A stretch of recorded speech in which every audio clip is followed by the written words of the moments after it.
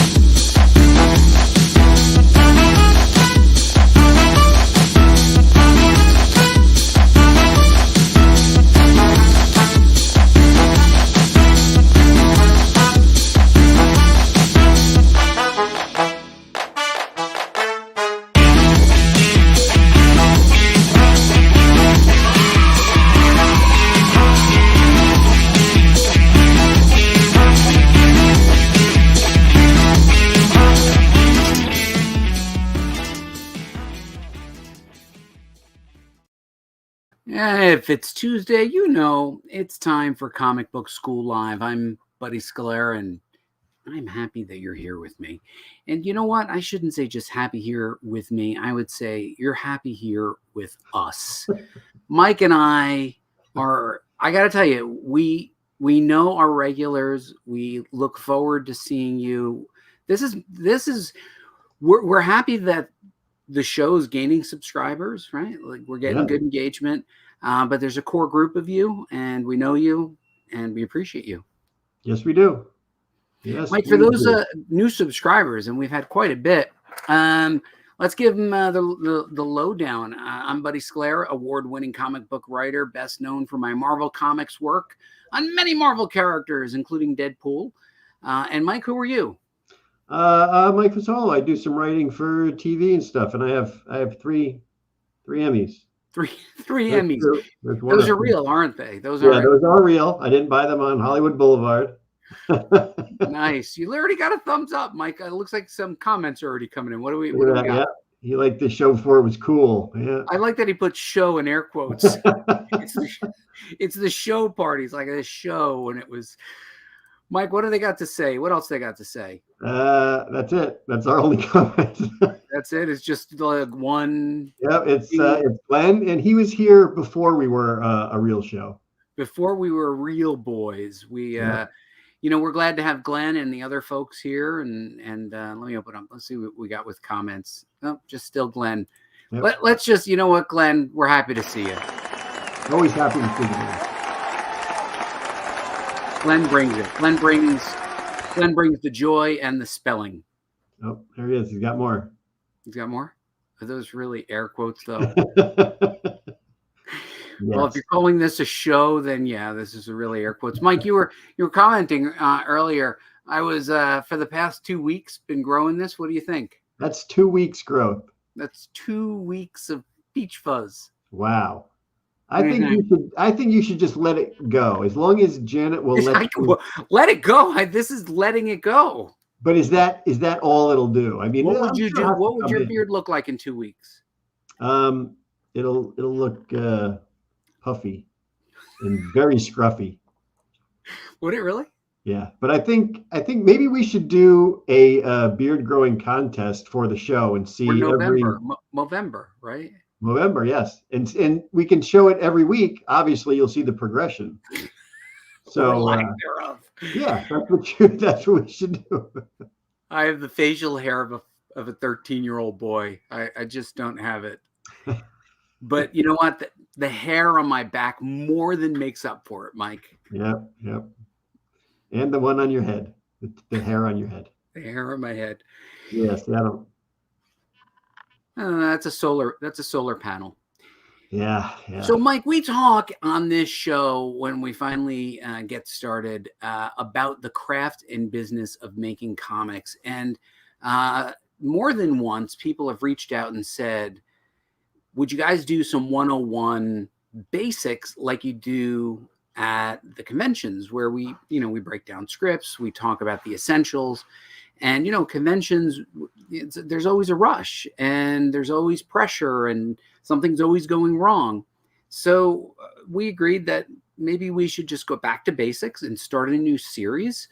the 101 series, and we'll coordinate and organize all of our 101 materials so that you can, as a comic book creator, come to understand both the craft and business of making comics, but in these cases, mostly the craft. What do you think, Mike?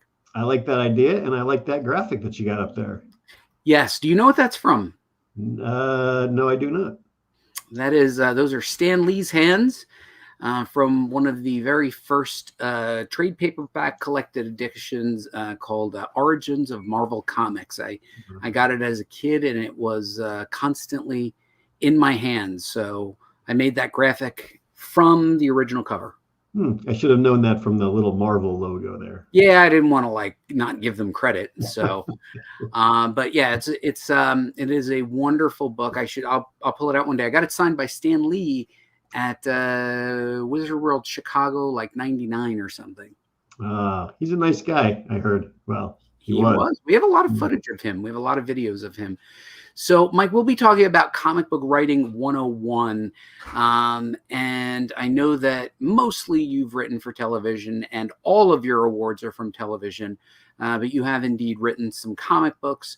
I think mostly work for hire, where you're working on licensed properties. I've worked quite a lot in licensed properties, a lot for Marvel, and then different publishers. Most recently, I had done a small thing for Valiant as we did a show on. I remember, yes.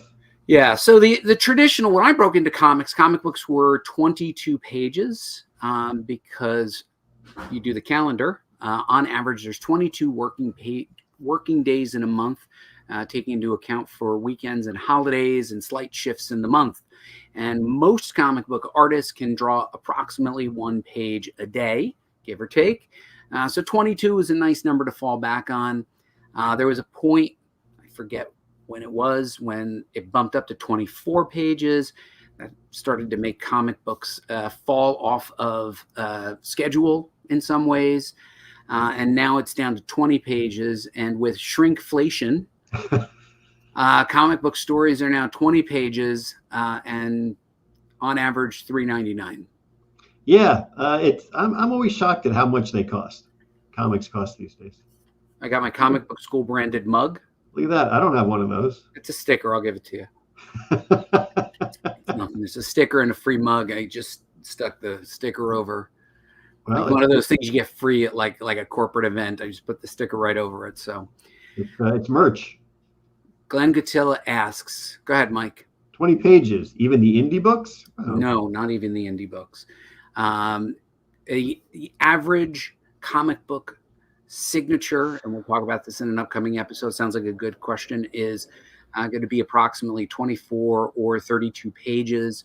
It's up to you how you will fill those pages, but if you're paying for it out of your own pocket, then it becomes a financial decision of how much it is. But if you look at indie publishers, a lot of them will go and follow the Marvel or DC precedents and give you 20. Some will give you 22. So it all depends on your contract. But on average, most of your Marvel and DC books are going to be 20 pages. I don't like the shrinkflation. You don't like the shrinkflation, do you? No. Well, neither do I. And sometimes when you get out of the pool, there's the water's cold. Water's very cold. Okay, Mike. Water. So this is part of the basic series. And again, put in the chat your ideas for what you guys think we should be covering in future episodes. So this is a full issue page breakdown. Where this comes in contextually, Mike, you've pitched an editor. That editor has liked the 1 to 2 paragraphs that you put together, has asked you for an outline. Now, that outline could be for the entire miniseries or a story arc that will be collected. Most of those story arcs are collected as 6 issues. I'll show you what that looks like in a minute. But at a minimum, you're going to be breaking down that issue. So the editor will say, like that first 2 paragraphs, break it down into a 1-pager. After that, you break it down 1, 2, 3, 4, all the way on up to 20. Now, the way I try to do it, Mike, is I try to make sure that I visualize it. And this is what I'm about to show you. All right. So when you look at a comic book page, Mike, you want to talk about it? You've written some comic books. Talk about the right and left pages, facing pages. I'm looking at your graphics here. Those are some good graphics, bud. Did you just lay that out? Is that nice? I did that like 20 minutes before we went on the air. Very nice. Yeah. Yeah. The splash page, obviously, big splash, big bang. Draw the reader in. Show them what they need to know. And it's a right-hand page. And you'll notice that page 20 is a left-hand page, which is facing the inside back cover. When you write, you're writing to this structure. And what you'll notice here is immediately after the splash page, you get a left and right. Now, a lot of writers will set up some tension on page 1 right here and hopefully draw the reader in. This is typically where you'll see credits, but not necessarily, right? You might start with a cliffhanger. You might lead in with something very simple and yet provocative, and then lead into the left and right. Now, the challenge is your left and right is instantly and immediately visible. You're working on an agreement with the reader that the reader is not going to look at both pages at the same time. An experienced comic book reader doesn't want to be spoiled, so they're going to look at the first top left-hand corner, work their way down in a Z pattern. But you need to be aware that that is possibly your narrative. You could use that as a full splash. It is not unusual for the left and right 2 and 3 to be a splash page. And then as you work your way through, you get all the way to the final page, which is a left-hand sided page. So when I think about the structure, Mike, I'm thinking about opening. I'm thinking about where the credits will go. I'm thinking about the imperative of getting somebody to turn page 1, because that may be the only page they look at while they're standing in the comic shop. Create that imperative, something provocative, turn that page, and now they're opened up there. And then it's your job to keep them turning. So you typically want some sort of provocative. Again, I keep using the word provocative, but you want to get them to the call to action to want to turn that page with their right hand and continue on. I'll pause there, Mike. What are your thoughts so far? I think it sounds like a good way to set up a comic. Well, there you go. So, but a lot of creators set it up in a similar way. I don't know if you remember, I created a little guide that you can put on the left column of your computer monitor, but this is something that you can easily cut out. I'll include this graphic in the show notes when we put it up online. Want to read that out, Mike? This is really useful. I've been trying to write 2-page spreads because Rick Remender does that in his books, and I'm ripping him off as always.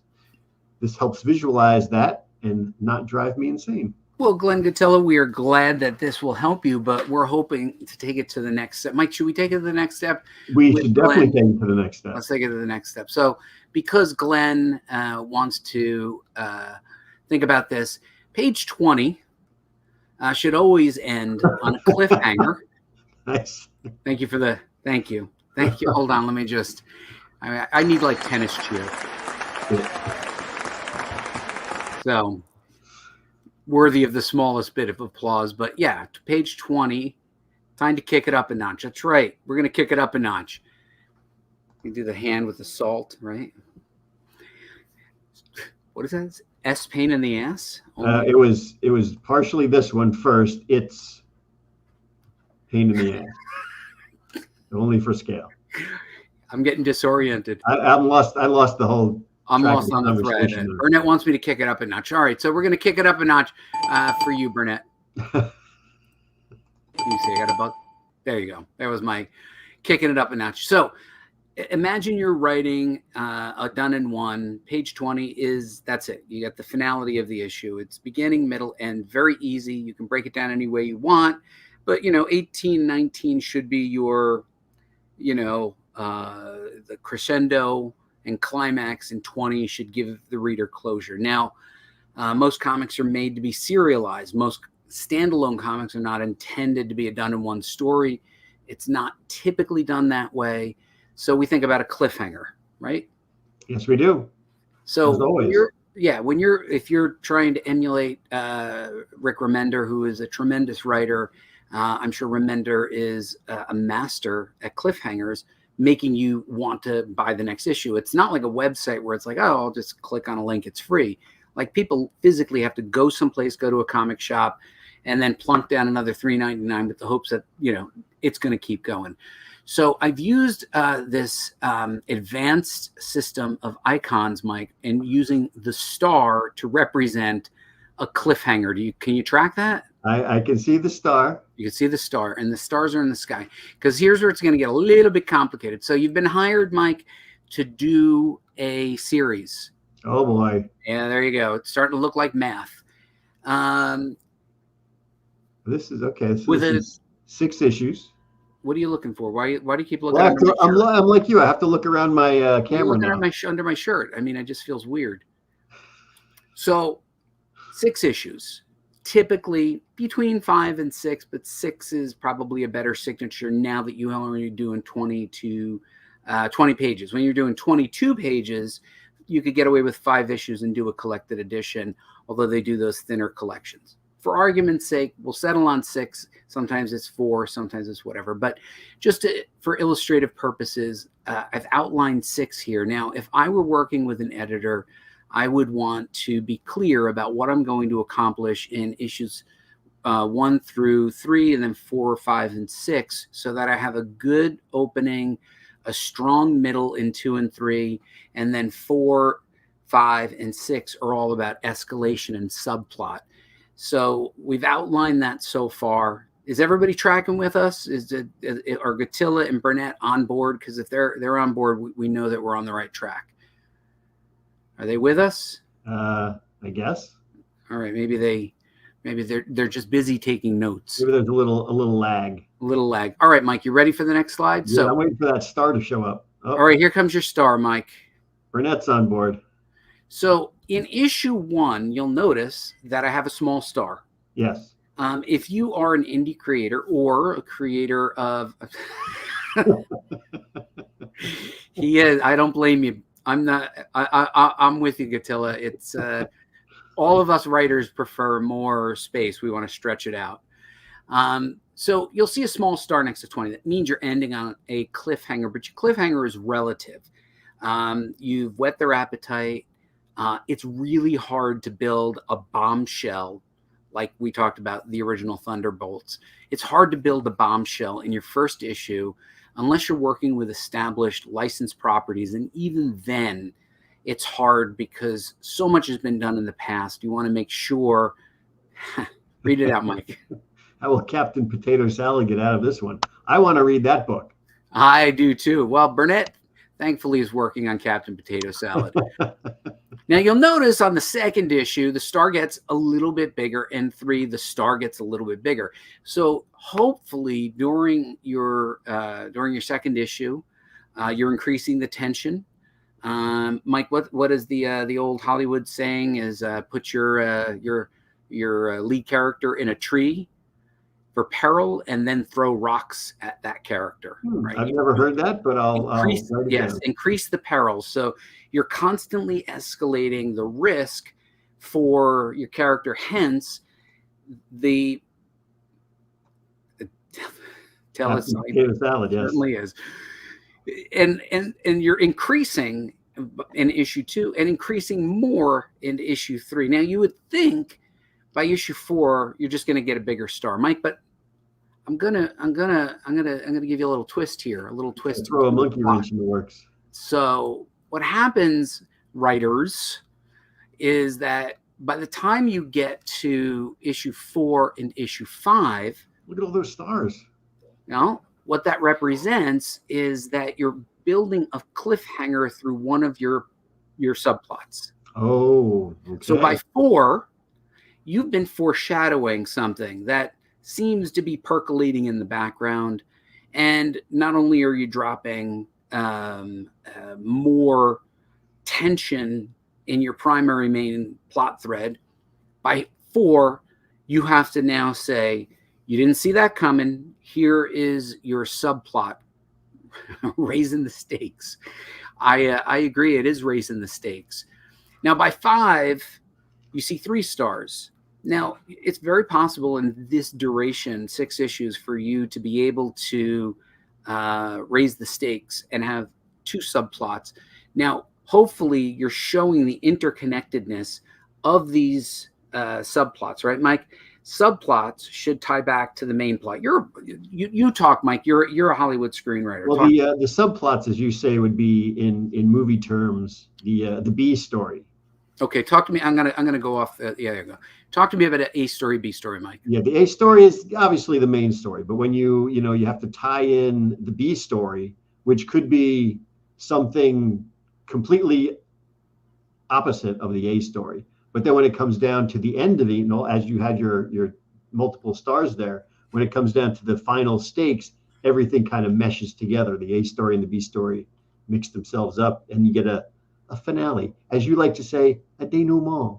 A denouement. I literally did not try to do that to be funny. I couldn't get it out. If I was trying to be funny, it would have been funnier. I can't say it. Was that your dog's barking? That's my dog.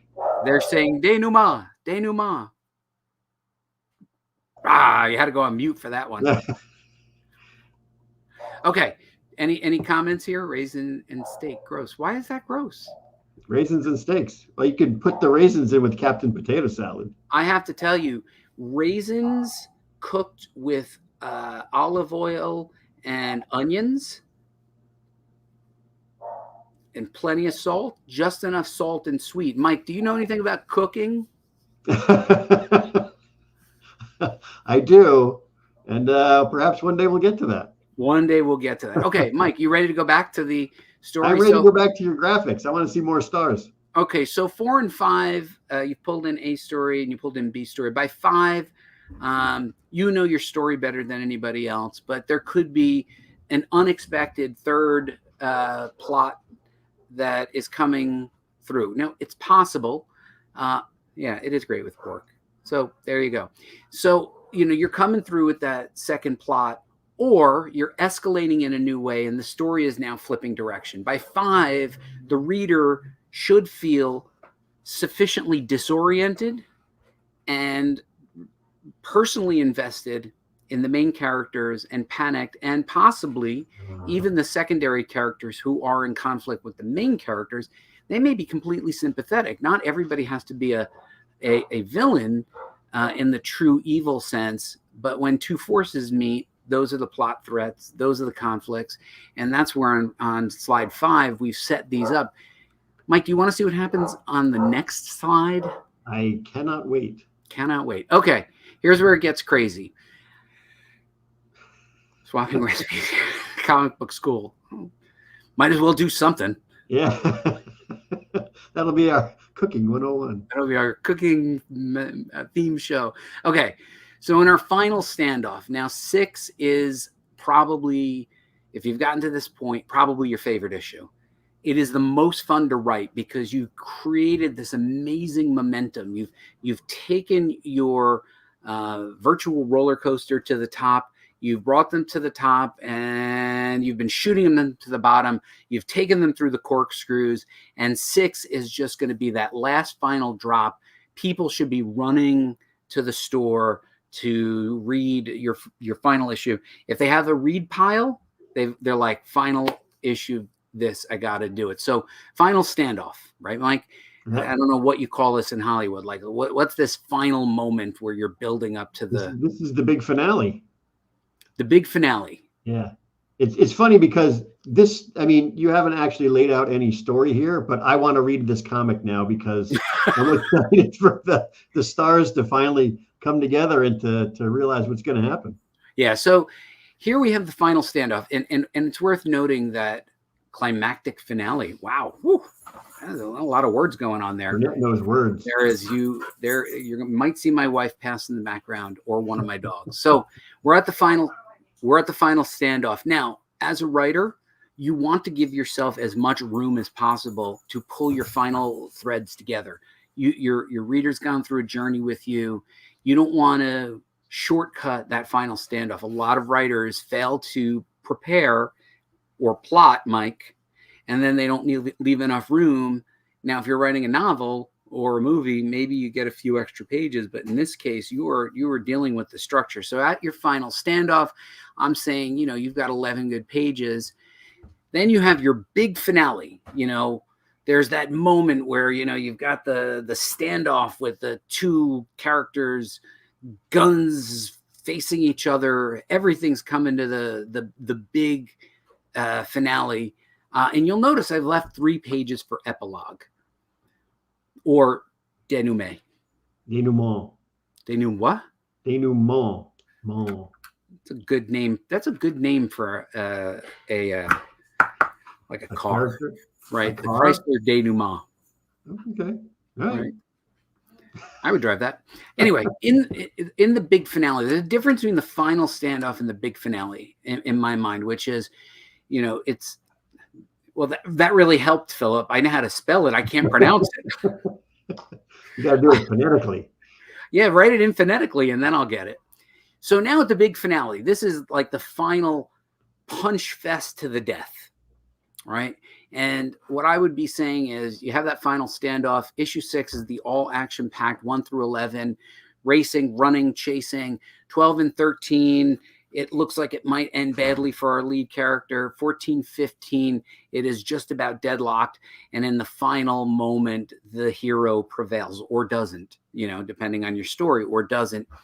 And then I always leave 18, 19, 20 for an epilogue, because I feel like the reader deserves that moment where they go like, what happens after that? It's rare that anything ends without giving the invested reader a moment to say, I want to know how this ends for this character.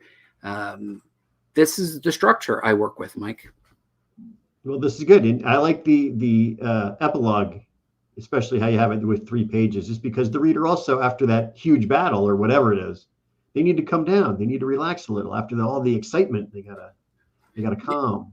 Now, have you ever plotted to this level? Because I have plotted to this level. Absolutely not. No. But I've won no Emmys, and you've won 3 of them. So maybe who's right? Who's wrong? Who can say?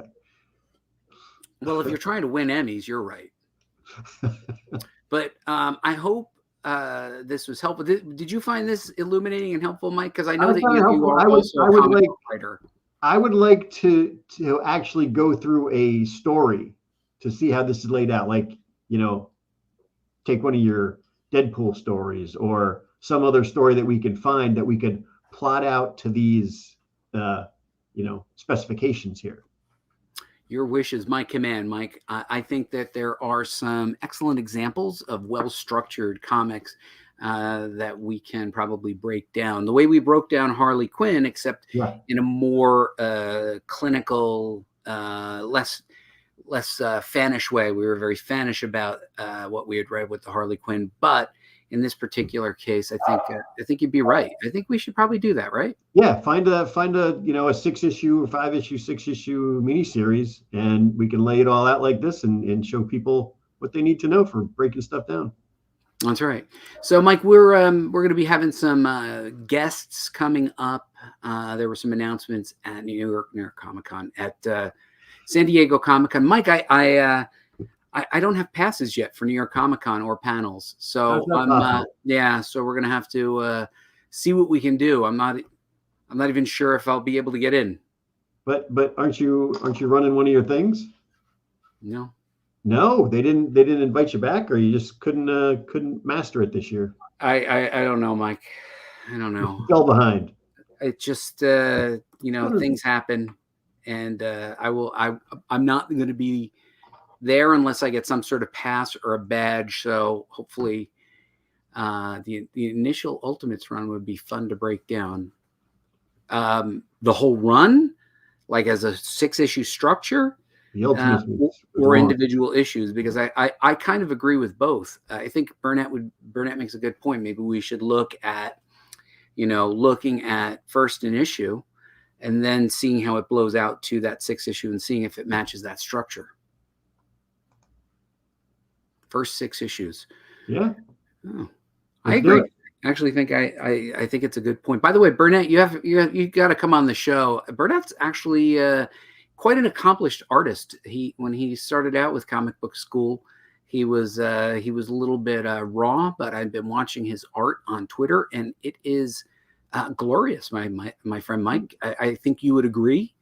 I haven't seen it, but I'm sure I would. Yeah, I think we're going to end up hiring him one day for something. For drawing us. No, and listen, I do say hire, and I mean it, Mike. I pay. I pay on time. I pay my bills, and I think that's what it is.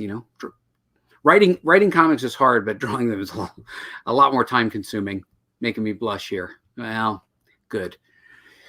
Good. You deserve to blush. All right, so Mike, we're going to ask our audience, did you like this? Tell us in the comments. We do know that you're telling us in the live chat what you think, but you know that those YouTube algorithms are a funny thing, Mike. They want you to click like on these videos. They want you to leave a comment. So if you leave us a comment, you can make some suggestions of things you want to do.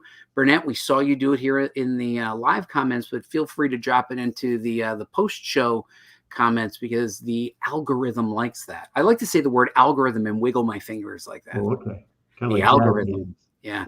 Hold on, Mike. Can you do the heart for us? I don't know. I'm not on my laptop. I mean, I am on the laptop, but I'm looking at it through a monitor, so it's not the same. And you're underwater. I'm underwater.